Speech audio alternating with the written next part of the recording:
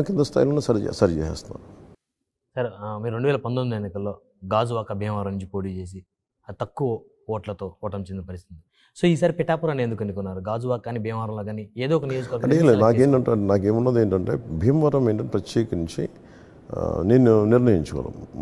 ఆ రోజున నాయకులందరూ నిర్ణయించారు.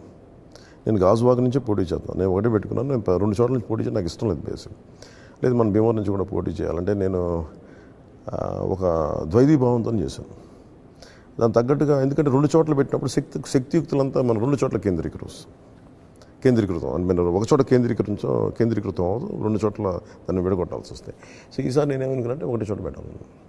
ఒకటే చోట పెడుతున్నప్పుడు కూర్చోబెట్టి ఆల్రెడీ అక్కడ టీడీపీ నాయకులు ఉన్నారు. పైగా వీళ్ళకి ఏంటంటే అక్కడ విపరీతంగా నేను ఎక్కడైతే పోటీ చేస్తానో అక్కడ విపరీతంగా డబ్బు పెట్టేస్తాను. నా దగ్గర మేము కూర్చోబెట్టి మన డబ్బులతో పోటీ పడే పరిస్థితుల్లో మనం లేదు. సో అదే సమయంలో పిఠాపురం నుంచి చాలామంది వచ్చి మేము మిమ్మల్ని గెలిపించుకుంటాం మీరంటే అది ఒక ఎవరైతే ఒక ఇనిషియేటివ్గా పనిచేస్తుంది.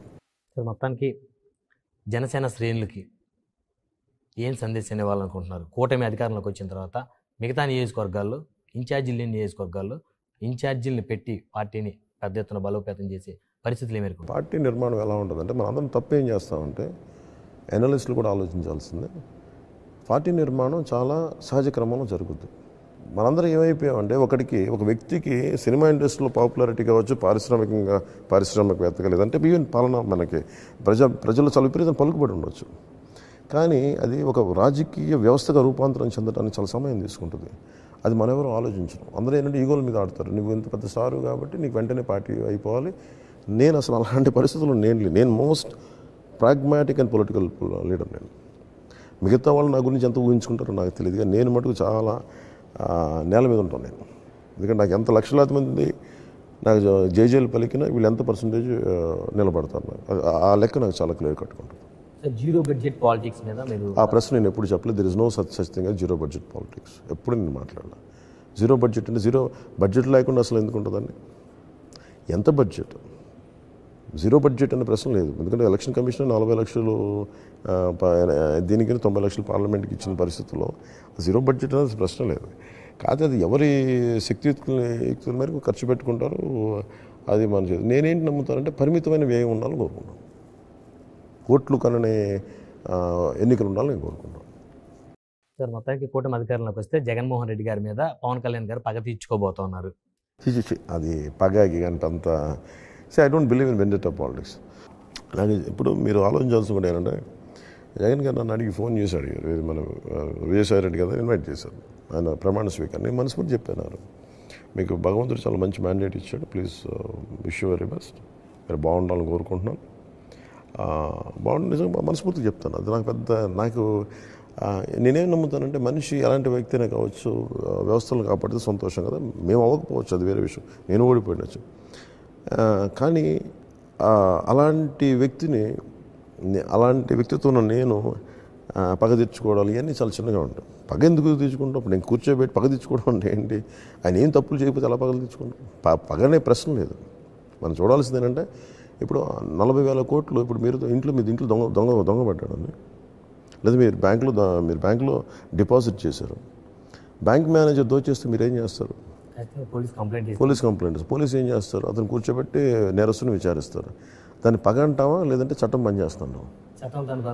నేను అదే అంటాను. భవిష్యత్తులో అలాంటి పరిస్థితులు వస్తే చట్టం పనిచేసుకెళ్తుంది తప్ప నేను కూర్చోబెట్టి నేను వ్యక్తిగతంగా అంత కక్ష సాధింపున్న వ్యక్తిని అయితే నన్ను తిట్టిన వాళ్ళు నేను భరించను కదా. సార్ 2019 ఎన్నికలప్పుడు వైఎస్ఆర్ కాంగ్రెస్ పార్టీ మీతో పొత్తు పెట్టుకోవాలనేటువంటి ప్రయత్నాలు చేసిన మాట వాస్తవమే కదా?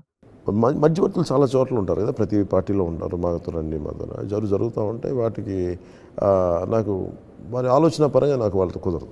వాళ్ళు ప్రయత్నం చేశారు, జరుగుతూ ఉంటాయి. నా దాకా వస్తుంటే ఎవరో ఇంకో వాళ్ళ చెప్తారు, వింటూ ఉంటాను అంతే. సార్ చివరిగా పిఠాపురం నియోజకవర్గ ప్రజలకి, ఎందుకంటే మీరు పిఠాపురం నుంచి పోటీ చేస్తున్నారు కాబట్టి మీరు వారికి ఇచ్చేటువంటి హామీ ఏంటి?